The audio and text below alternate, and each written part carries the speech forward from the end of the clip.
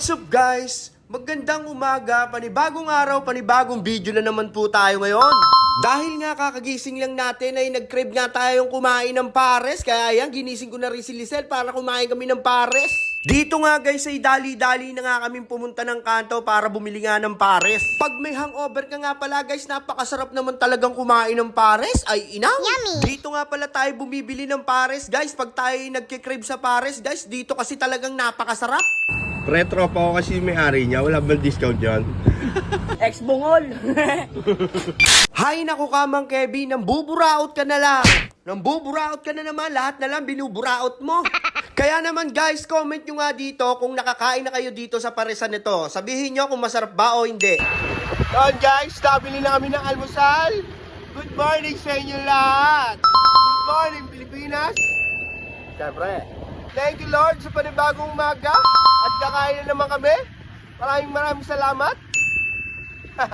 Yun nga guys, kung gusto nyo bumili ng masarap na pares, eto walang halong bola. Kung gusto nyo ng masarap na pares, doon kayo bumili. Nakita nyo naman yung video ko kanina, di ba? Yes! Doon.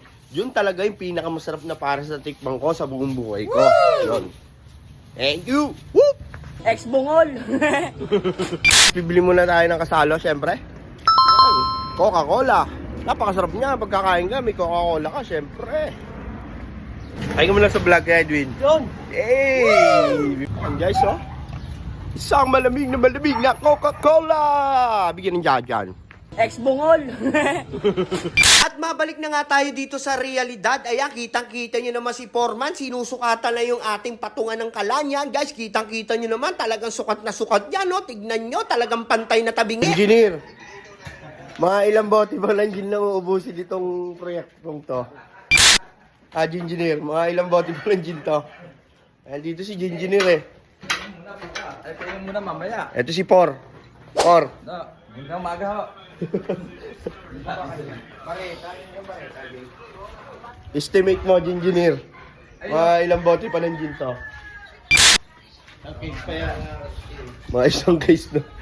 Narinig nyo naman ng mga suggestion ni Ginginir, talaga namang hindi halatang tumador. At guys, dumako naman po pala tayo dito sa part ng video na to. Eto nga guys, may nadaanan tayo, nagbebenta ng napakamurang alimasag. Yung alimasag niya talaga mga buhay pa, kaso nga lang kulang yung mga pata. Kalaglag pa, buhay pa. Thank you, bossing. Thank you.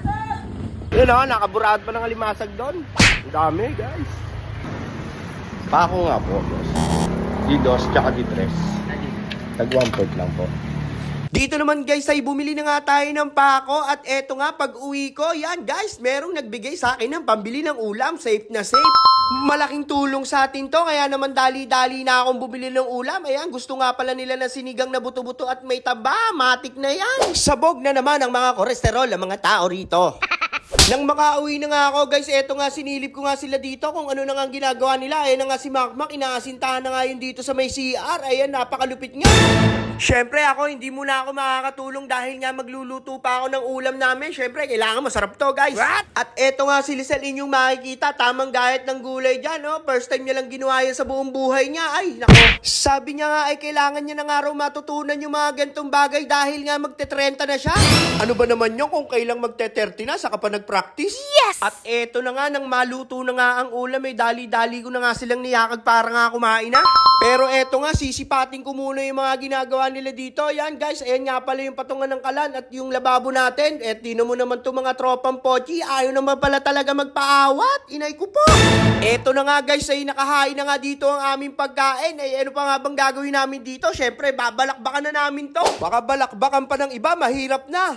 Nang matapos nga kumain at nakapagpahinga na nga rin agad-agad na nga nilang ituloy itong kanilang ginagawa. Abay, wala naman talagang sinasayang na oras tong tropang pochi. Talagang hindi magpapatalo. Kita nyo naman mga sipat niya. Eto nga guys, tinuturo nga ni kay BJ kay Makmak yung diskarte. At eto nga pala yung napakaganda kong pamangkin, no? Ayan, siya nga pala si Gia Pochi. Magugupit muna tayo, guys, para meron tayo pang merienda. Ito. Whoop! Dito nga guys ay sumideline nga muna ako dahil may tropang magpapagupit. Sayang din naman to. Malaking tulong din sa atin yung paganto-gantong diskarte guys. Alam nyo ba guys, nung pandemic, eto talaga yung nagtawid din sa amin eh. Yung paggupit-gupit ko na ganyan, yan, nag-home service ako noon. Talagang walang trabaho kasi nga lockdown. Kaya malaking tulong din pag may diskarte ka. Yun lang, ganun lang. Ganun lang kasimple. Basta meron kang diskarte, may mga talent yan na mapapakinabangan mo rin yan. Hey, bili na tayo ng coke. Whoop, whoop. Tara, nakabili na tayo ng pang-merienda. Abono lang ako, mga 20 pesos lang di ba? Pero nakatipid ka pa rin. Safe na safe. Video mo kabi. Wala na tayong budget. Nakalimot na ako. Nangyari di ginusto. Ako pa ba'y kayang yakapin ang init ng halik sa akin? Kaya bang ibalik tama ang bawat sa... Ex-bungol. Diyos ko po, Mang Kevin, kilabutan ka naman sa mga pinaggagawa mo! At babalik na nga tayo ulit dito sa realidad. Ayan nga, kitang-kita nyo na nga sila Paulo. Tulong-tulong na nga sila guys. Kitang-kita nyo naman yung proseso. Kitang-kita nyo naman yung mga pagbabago. Kaya naman guys, kung hindi pa kayo nakapollow dito sa aking page, please lang, pakipollow nyo naman ako guys. Gagalingan ko pa ulit. Kaya naman, muli, ako nga po pala si Mang Kevin na nag-iiwan ng salitang maniwala ka lang sa Diyos at sipagan mo sa buhay.